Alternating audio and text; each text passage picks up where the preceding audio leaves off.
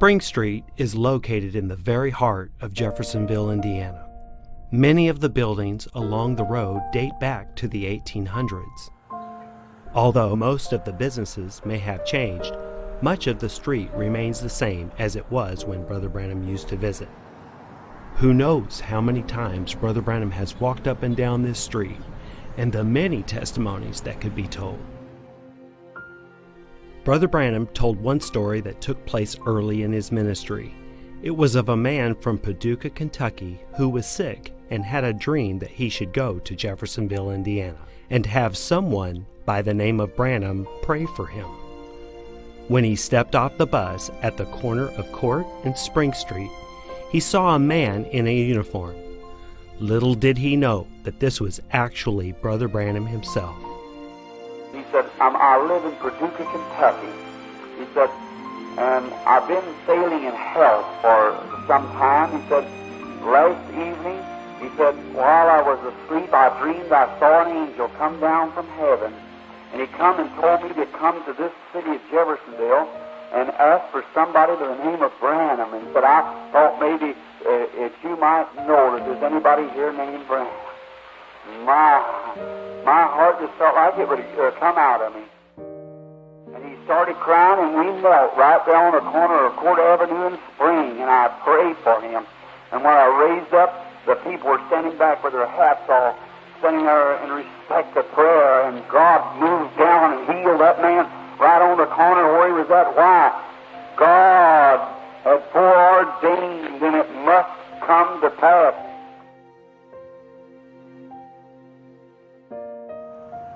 One of the oldest establishments and the most well-known place on Spring Street is Shemp's Confectionery. It is here that Brother Branham used to visit when he was just a child to buy Red Hots.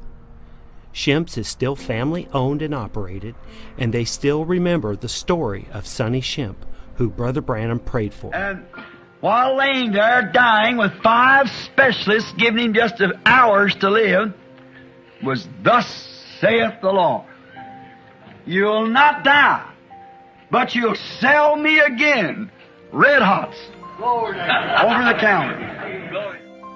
A few years later, Brother and Sister Branham went into Shemp's to buy some candy. And there, a great, big, strong, healthy-looking fellow. And I walked over at the counter, looked at it, looked down like this. I said, I'll take a pound of those Red Hots. And he said, yes, sir. So his sister was waiting on my wife, and so he got them out. I said, I used to eat them a long time ago over here in the picture show. Keep my head down. And he said, yeah. I said, man, the kids buy that. They still buy it. He said, my father made that, fixed up that farm. And I said, I really like them. Now, after he got all fixed out and handed to me, he says, anything else? And I said, I don't know. And raised up. Oh, my. He said, Brother Branham. I said, here's a Red Hots that I told you, thus saith the Lord. Amen. About 5 years ago. He said, Brother Branham, I am so completely healed, there's not even one effect.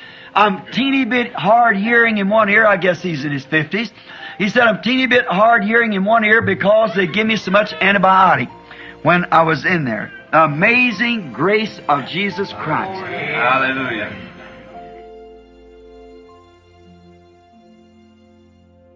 Just down the street from Shemp's, Spring Street ends at the Ohio River.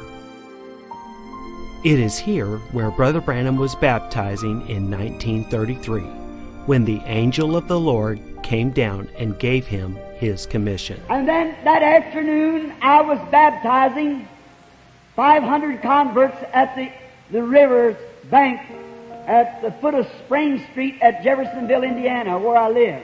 When the 17th person walked up to Brother Branham in the water to be baptized, Brother Branham heard a voice say, "Look up." And I heard it again, and up to the 3rd time said, "Look up." And when I looked up towards the heavens, a place about 10 feet square looked like water in the blue skies moving around. And out of that blue water light came a light coming down from heaven. The people began to screaming, many fainted, and the voice said, as John the Baptist was sent forth to warn the people of the first coming of Christ. Your ministry will warn them of the second coming. Of course, the banks of the Ohio look much different today than it did then. But it is special the way that God memorialized this spot. Today, the Jeffersonville Overlook stands as a place where believers can come and see where the angel of the Lord came down and spoke to his prophet. Just as God spoke to Moses on Mount Sinai, he has spoken to his prophet right here in the small town of Jeffersonville, Indiana, at the foot of Spring Street.